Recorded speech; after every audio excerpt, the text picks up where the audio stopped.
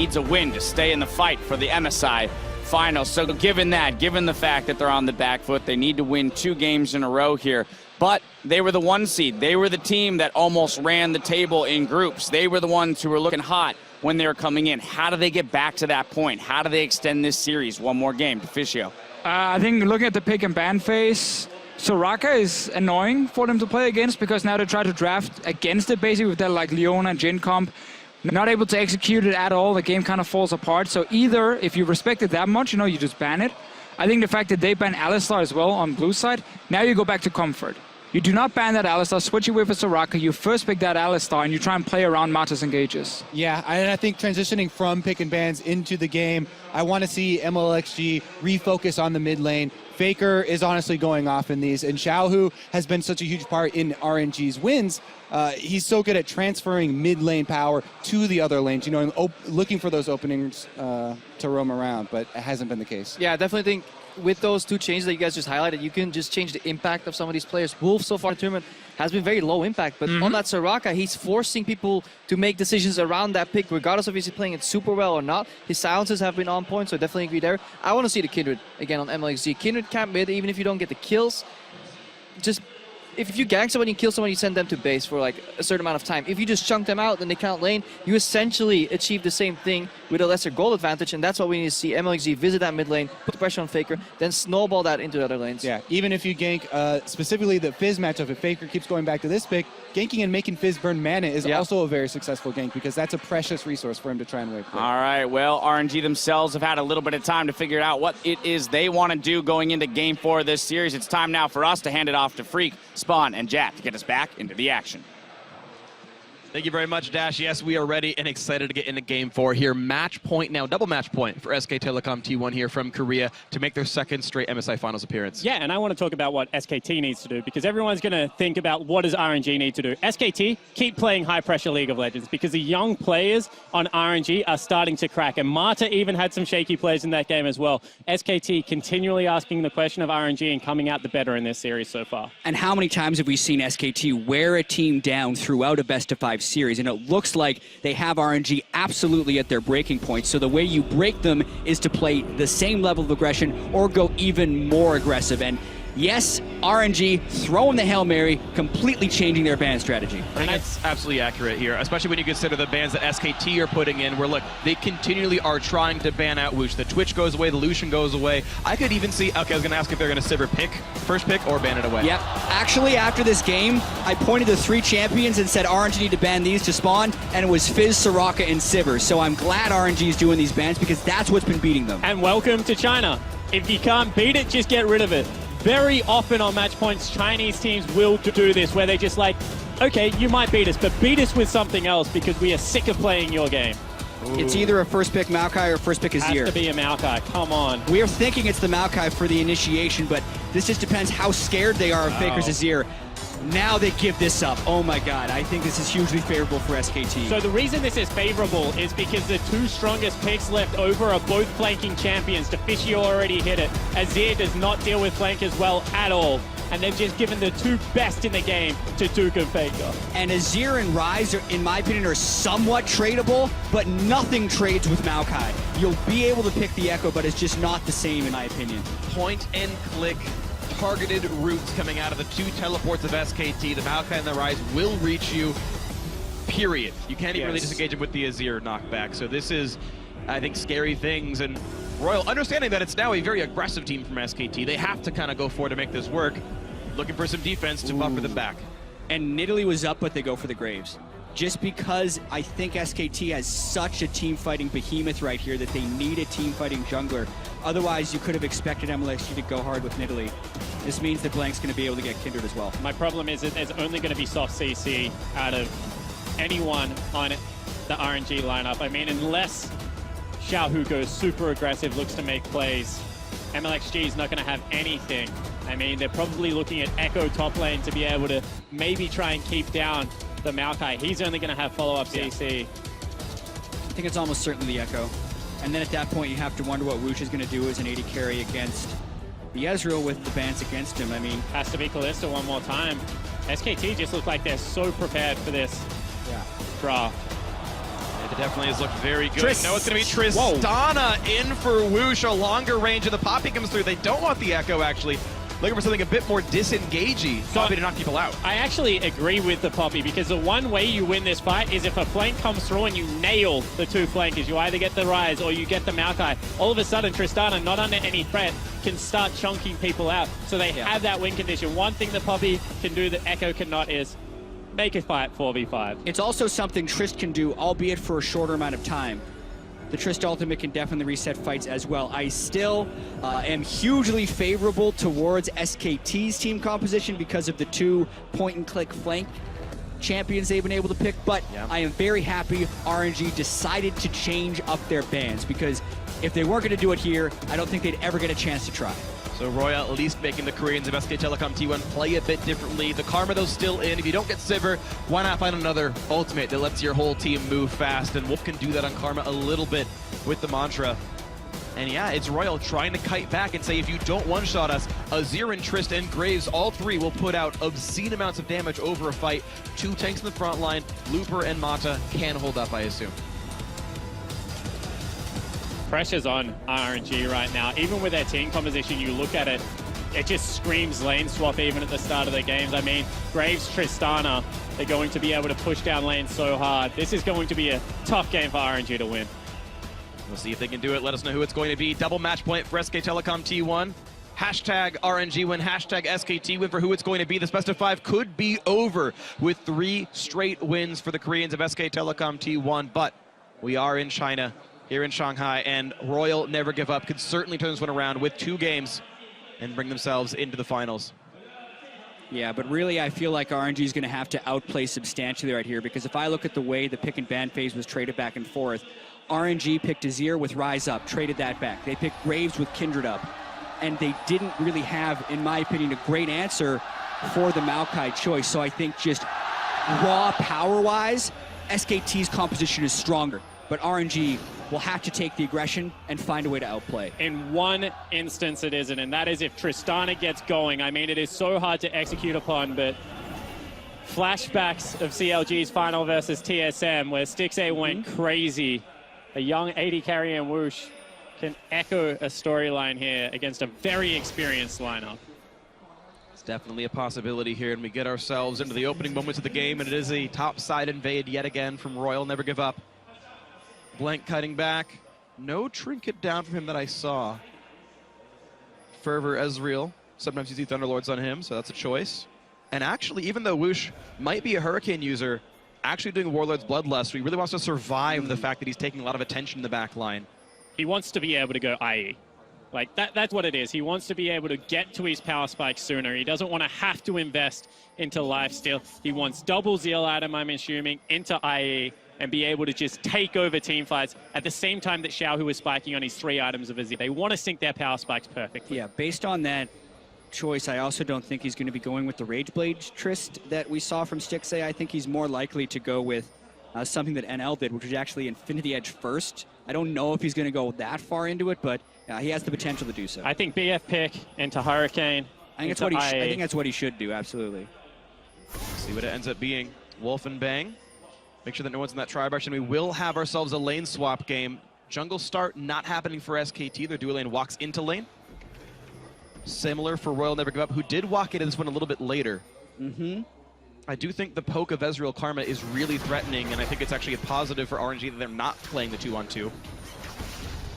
SKT doing an aggressive but unpunished jungle start, taking the southern red buff away. There's a chance that this completely shafts RNG right here, because they could get 3 buffs since they're not going towards the other counter, because it would just be too risky. They're definitely not getting the red buff. I don't think they'll be too starved on experience as long as they make a quick lane push after they realize the red buff is gone. And you can see most of those little raptors were gone as well, so very interesting start right here. SKT not currently ahead in gold on the scoreboard, but I think, yeah, more of them is there. And like, hey, guys, whoa, they took our red buff away. They're on their blue. Mata, come on, let's go take this over. Yeah, the quickest reaction they can try and get. He's got Smite, though, for the secure. Blank should be able to get it, no problem. 390, there is the blue buff, and wow. 2 sides of the jungle they shouldn't have been allowed to get, SKT gets. And this time SKT swap back, so it won't even hurt them in the tempo of the lane swap. Looper's already teleported to top lane. Duke's going to follow. So even though that is a risky trade for SKT in terms of if they ever committed to the 4-0, that would have been difficult. Yeah. They pick up this huge creep wave and they get their standard lanes. And now RNG doesn't even have a way to push a lane after realizing their jungle has been stolen. So SKT completely take it and successfully run away. Look at that. Bang gets to lane with boots of speed now, which won't mean much for the matchup, but at least it just means he has some items. Got to get a recall in there. Wolf wearing a pink ward, same for Duke actually, as they got to those lanes a bit later, so just a bit more safety for these 2-on-2s. Could certainly mean something. Right now though, CS lead for both Looper and Xiaohu. The mid lane one a little bit lower. Bang, nice play right there, knowing there's really no threat on him. Gets some nice poke down, and Wolf doing the same. Again, this dual lane, very scary. You see SKT opting into matching it. I definitely feel like Karma support can have a very strong laning phase. He's got to make sure to get those Qs weaved through the creeps, however. He's got enough mana to work with, it should be fine. Level 3 when they actually start fighting in the first place. And we're going to see the top laners doing battle. Looper versus Duke. And not too much picked up there. Just an equal trade of farm now as Duke got what was supposed to be his.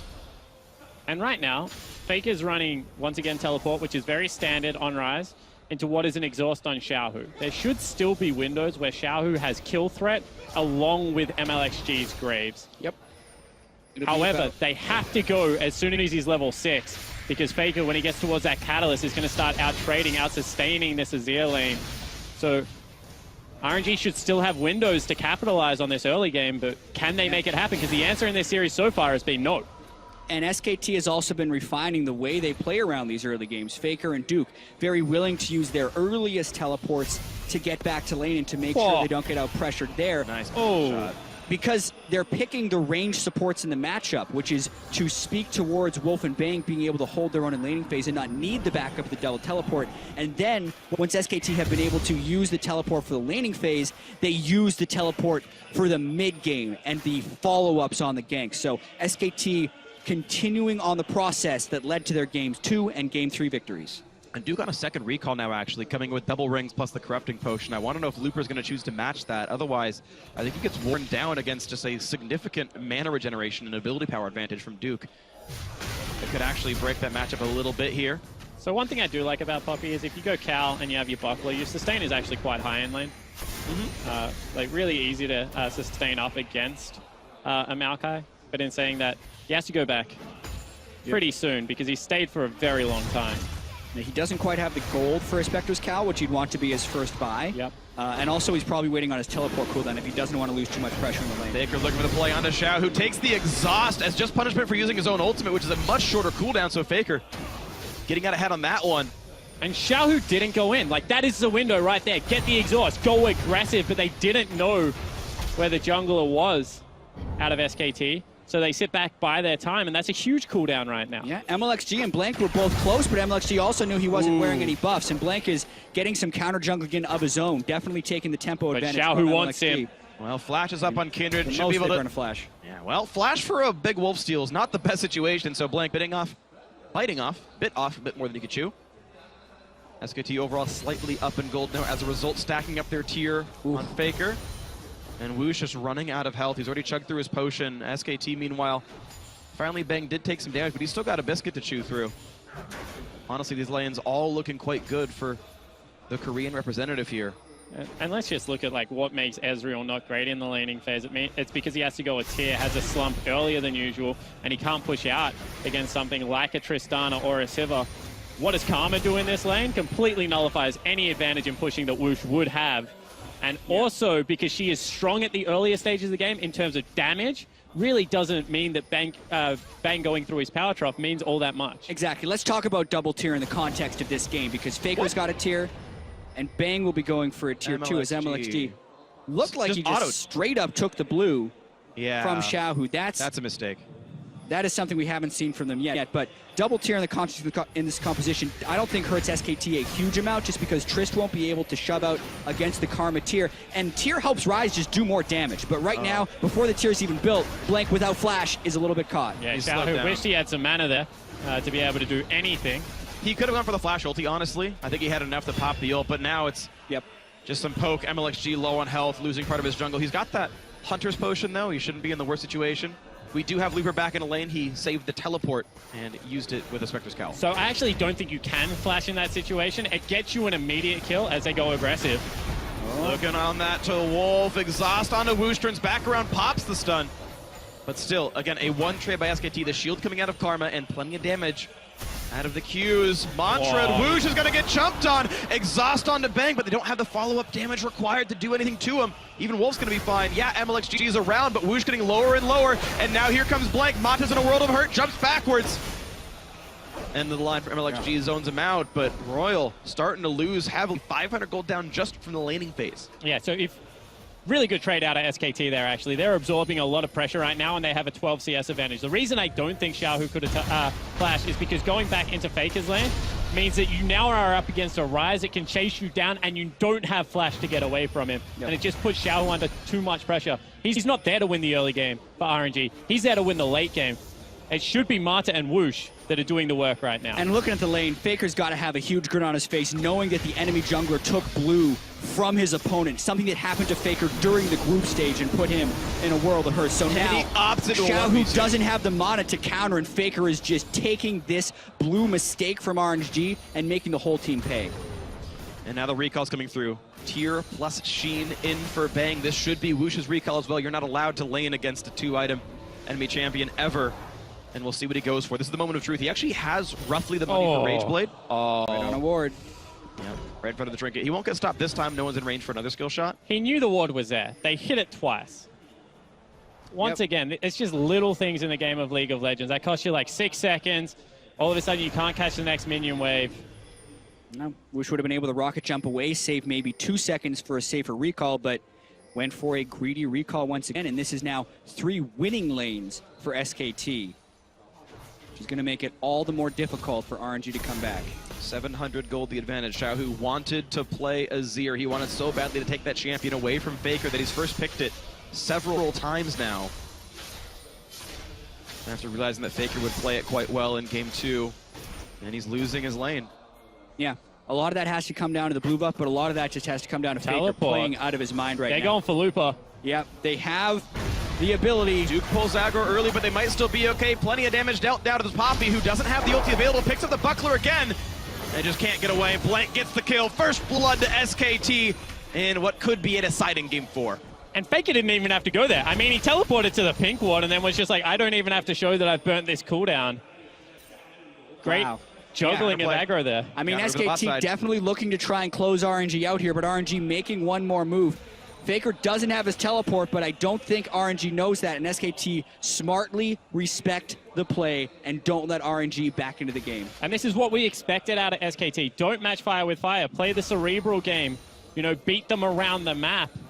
And that's exactly what they've done this series long. Yeah. As long as they can avoid the aggressive moves that other teams are throwing at them, which is something SKT couldn't do throughout the group stage, but they've made a few tweaks. They're warding a little bit better, and honestly, Faker is just a new player this week. Last week, we kept on talking about he wasn't playing like Faker. This week, he's playing like Faker, maybe even better.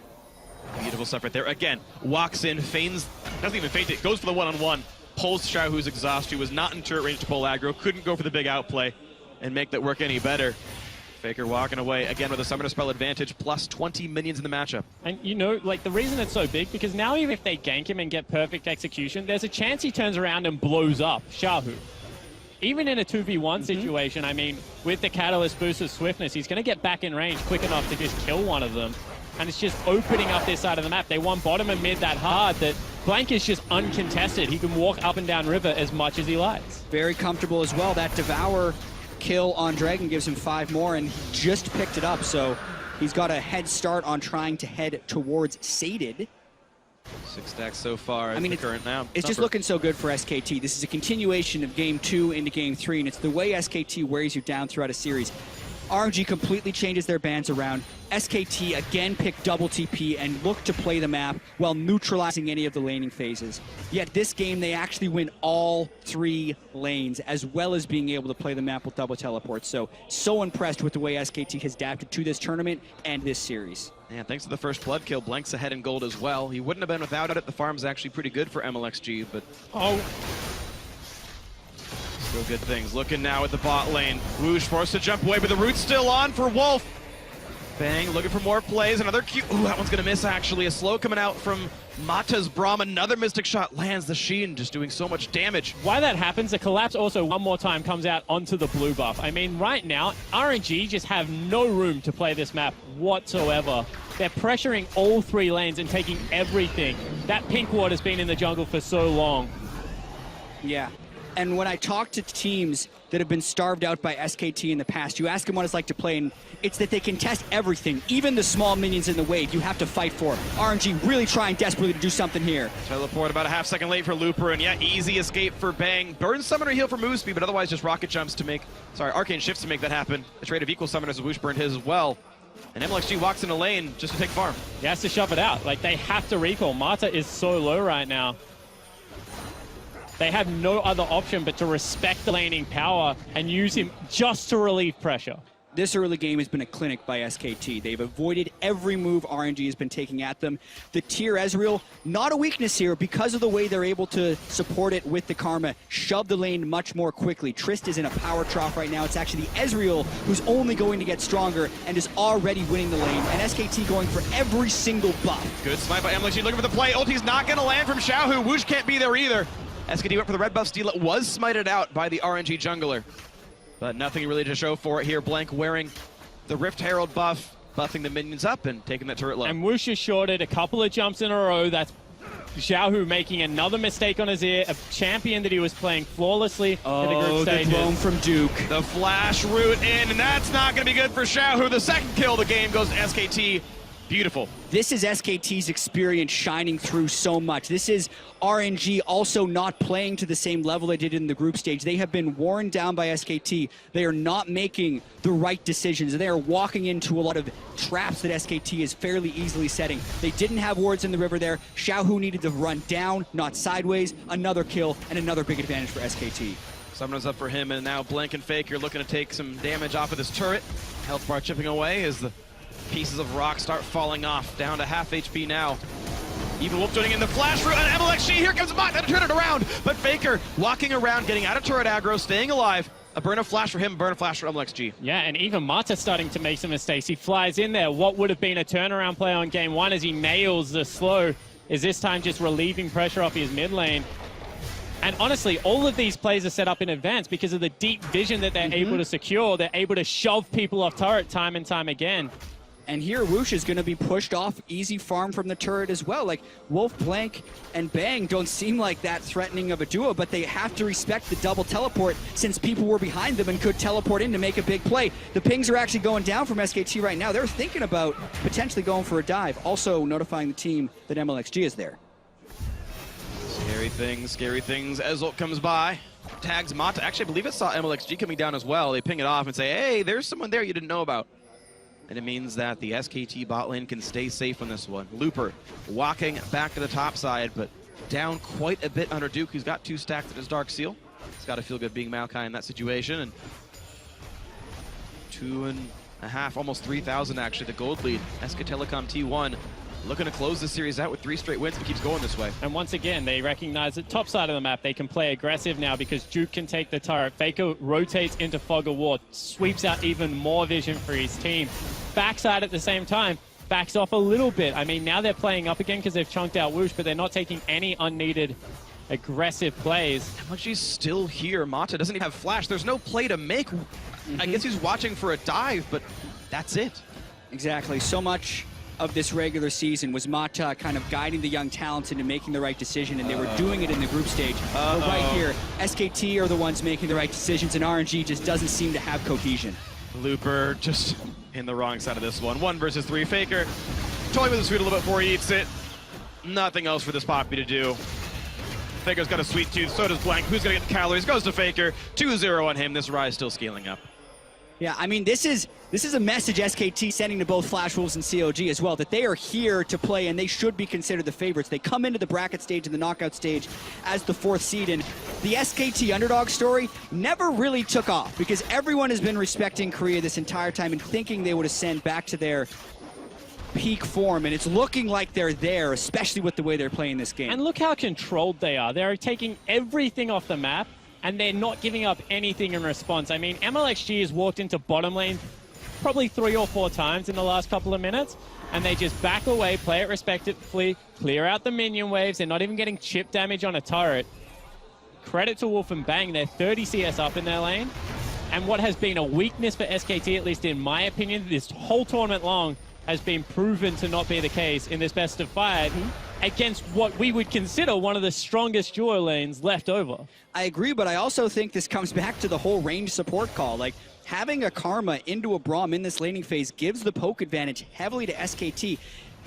Whoosh has to pay attention to so many skill shots flying his way with Mystic Shots plus Karma, and the other 2 games, they had Soraka in there, so they're not necessarily going to be losing those lanes. But you have to understand that Mata has made a career of playing aggressive lane matchups and getting kills for his AD carries. I also have to remember that during the Season 4 World Championship, Mata made a name on Janna and completely crushed by roaming around the map and disengaging. I agree with you, though, that this split Mata has been the engager, and SKT have done a great job of shutting that down. And it's still been RNG, the ones banning Alistar away and not really giving him those reliable engage tools. Hoping that they could push down Wolf, and Wolf seems unperturbed. His champion pool seems now unassailable as he found some new styles, and I gotta give him a lot of credit as a man who played Alistar every single game. He didn't get Alistar, played Tahm Kench. Just sort of played a lot of defensive tanks, and now looking to dominate lane. Looking to keep the pressure lead, right? That turret went down. SKT have a gold lead because they're winning lanes. Team that used to play just not to lose the early game, now actually turning the pressure on, and well, the barometer's off the charts here. They're really pressuring RNG out of this game. And sure, Faker's been great this whole series, but it really is a turnaround of the bottom lane and the top lane that has led to this being such a successful story. They might have caught out someone here, but they're teleporting in. Teleporting in, looking for the play. Mata's gonna get rooted up here. He's gonna flash and still get stuck on the ground. Ults across, and looks doing the same, but there's the root in for Duke, and that's Mata going down. 4-0 in kills. Whoosh forced to jump away, does not want to be part of this one.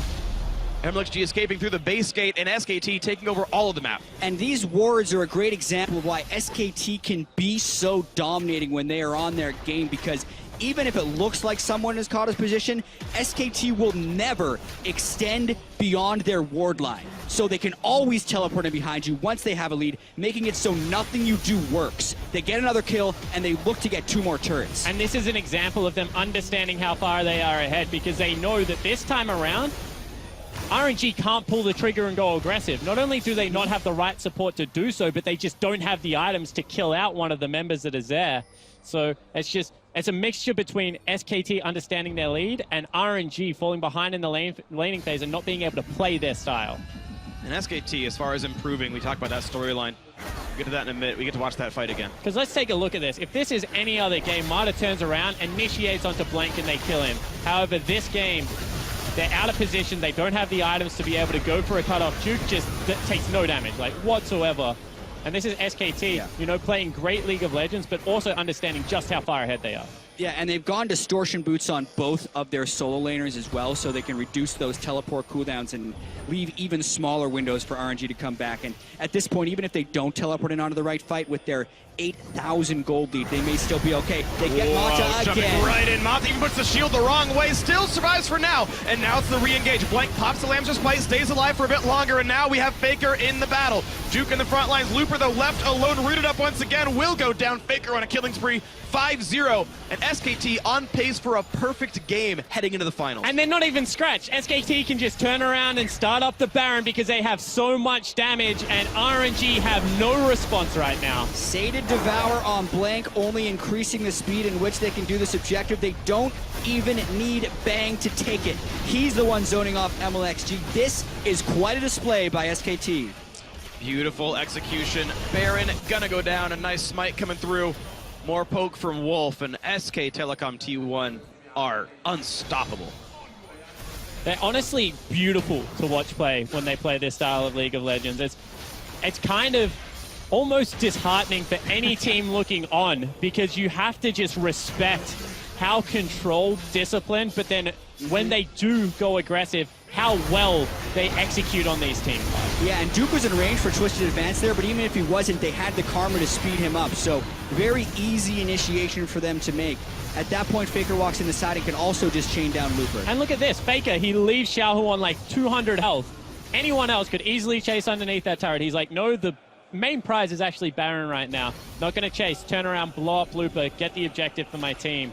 And the coordination and discipline is honestly what we complimented so much coming into this tournament out of SKT. It's great to see them back in world best form. Yeah, during the group stage, they were unable to control the pace of the game, and it'll be really interesting watching them if they're able to close this out and we get to see them move towards finals, whether they can maintain this or whether this was RNG's younger players kind of cowering a little bit to the pressure, because there's been a lot of big mistakes by RNG in this last game.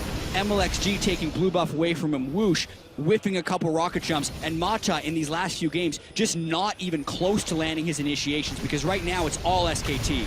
And it's SKT inside of Royal's base right now. A root onto Duke. They're looking to knock him against the wall and kill him off.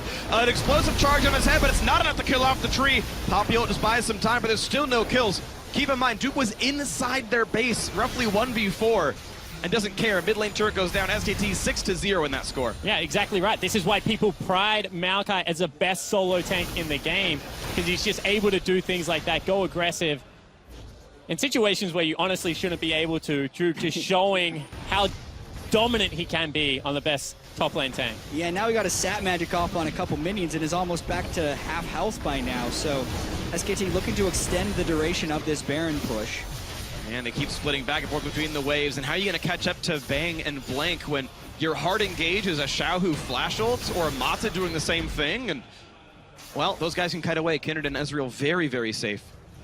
And there's just no opening for RNG here. Once again to the top lane. Auto attacks coming out of Faker's Rise, whittling these structures down. The cannon minion helping as well. Yep. It's just the There goes Chinese mid. team trying to withstand the Baron push. Mid lane is gone. The turret's dead. It's just the inhibitor now, and there's still a Baroned up cannon minion doing damage. Bang. Almost able to ignore Azir's damage output for a bit. Blank looking for the play on a Xiaohu, but gets pushed right back. RNG have to look to make a play. They will not want to go out of a tournament in this faction, just being strangled by superior SKT lineup. Yeah, and like Freak said earlier, SKT is actually on pace for a perfect game. This is a 13,000 gold lead, 25 minutes in. No dragons conceded, no Rift Heralds conceded, no turrets conceded. And you'd think RNG, the team that has been able to create so much chaos and punch people while they're trying to set up on plays, have missed so much chaos and punch people while they're trying to set up on plays, have missed every single time against the elusive SKT here. And at this point, SKT may be way too strong that even if RNG is able to get a hit in, they won't flinch. Have you ever tried to hit a tree before, Jack? That's all I'm saying. They take a couple of blows and still remain standing, because right now, like, third dragon, 7 turrets down. As you said, nothing has been achieved. And they're even, like, rubbing salt into the wounds. Faker goes for a GA. Like, you don't want to hit him already because he's got, like, the roller, he's got Seraph. Now he has a GA to just complement it even further. You have to kill him, you don't want to. How the heck do you get onto the Ezreal, who's 3 items? He's going for a QSS next. And Blank moving on towards what I think is Frozen Mallet, actually, as his next item up here. If I have my build math proper, I don't see it very much, but That'll be it. just a very durable set of champions here. You're seeing Bang start some magic resist. You've got the Mikhail's Crucible done for Wolf. It's actually a quite durable SKT lineup, actually. Yeah, and they're the ones that control the fights, and they're just itemizing so they control them even more so. Distortion boots on the teleporters, QSSs very soon on the people that could get caught. They also are the team with the hard CC. Like, they just are adding to their control.